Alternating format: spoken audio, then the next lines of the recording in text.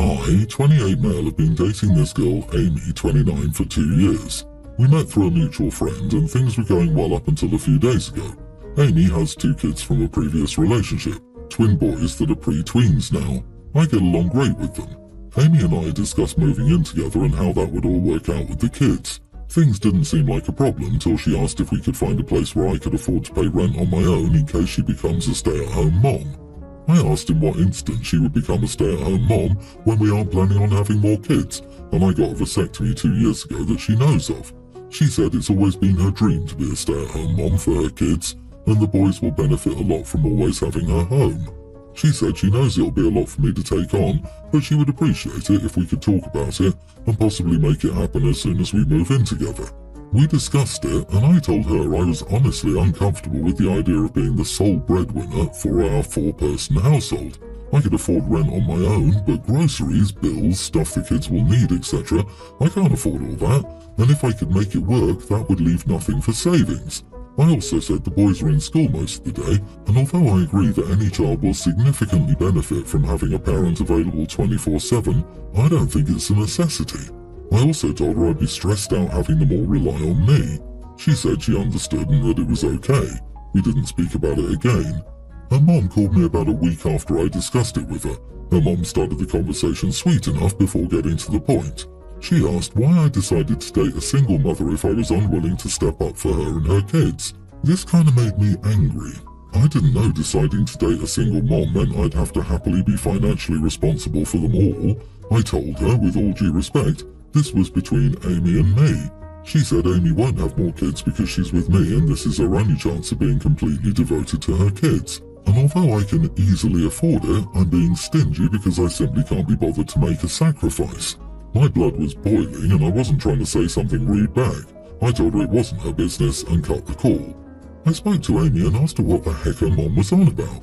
She said she needed someone to vent to about the situation and her mum just had her best interest at heart.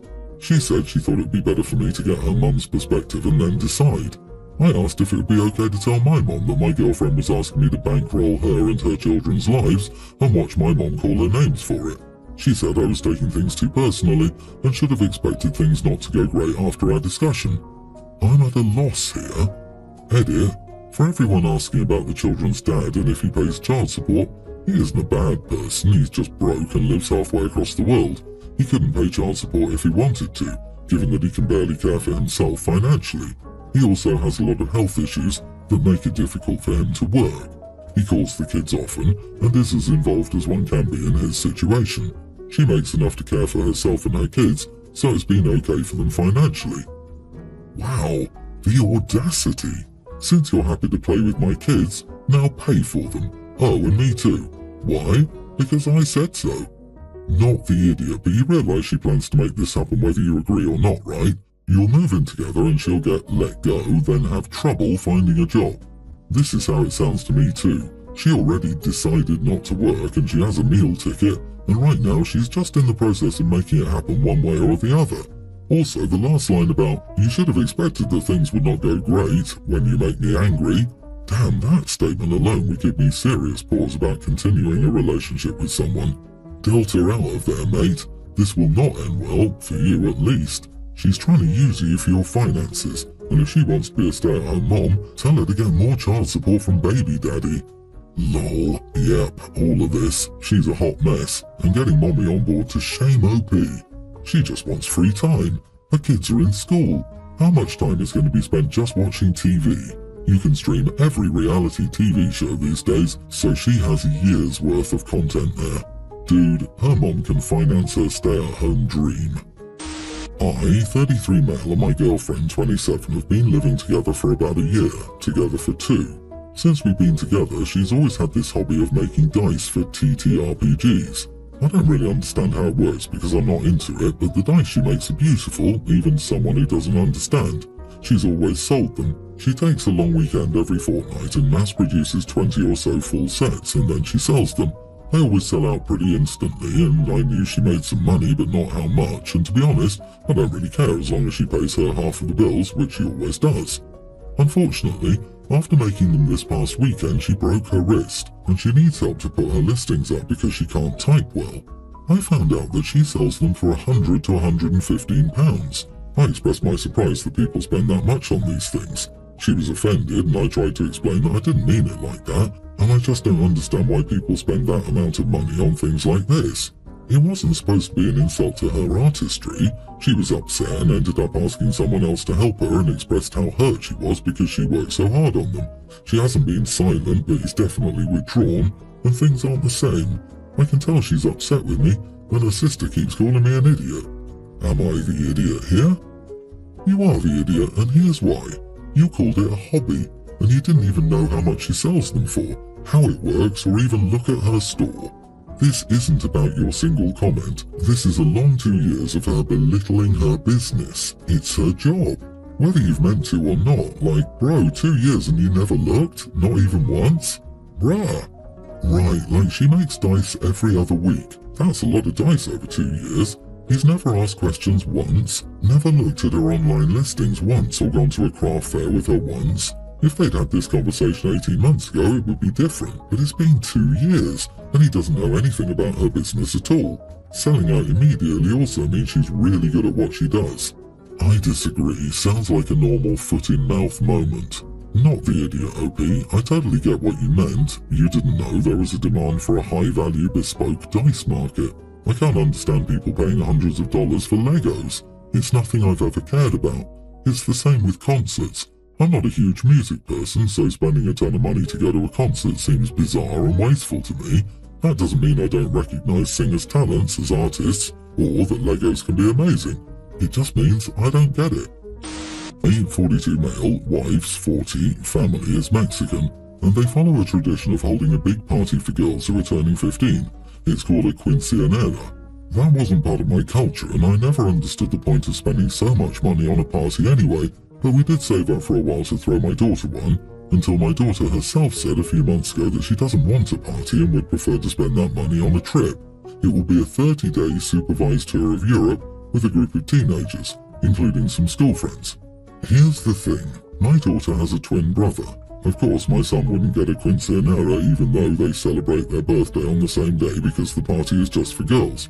But since the party turned into a birthday trip, he's upset and feeling left out.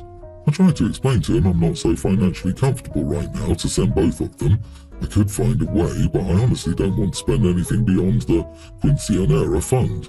He lashed out and told me his mother and I always favour his sister over him, which is very unfair. I then told him my father never paid for any of my trips, and the first time I went abroad, I was already an adult and did it with my own money. If that's what he wants, I suggested maybe he could look for a job. I get that I was harsh, but his sense of entitlement threw me off. Am I the idiot for agreeing to the trip or where he'd stay behind? You are the idiot. It's not his fault there's a tradition catered to women. He's also celebrating a birthday and deserves to be recognised. How can you send her on an extravagant trip and say he's entitled to want the same? Send one kid or send neither. That's hugely unfair to him. Why does she get money and trip and he has to get a job? That's not even logical. Easy way to understand the problem, the money was for the tradition, not for the daughter.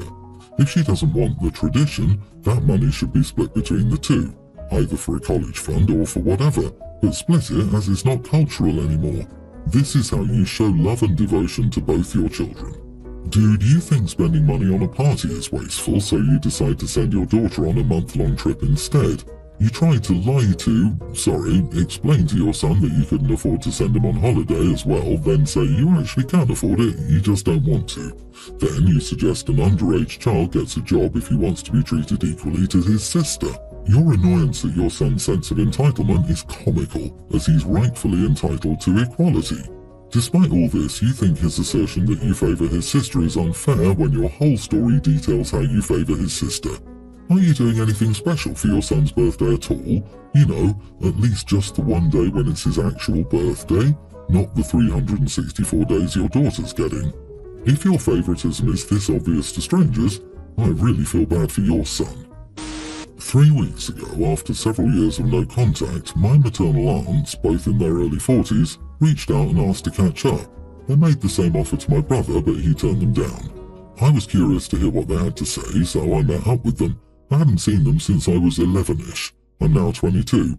We met up and they told me that my half-siblings had ended up in the care of one of my aunts last year after having a crappy time in foster care.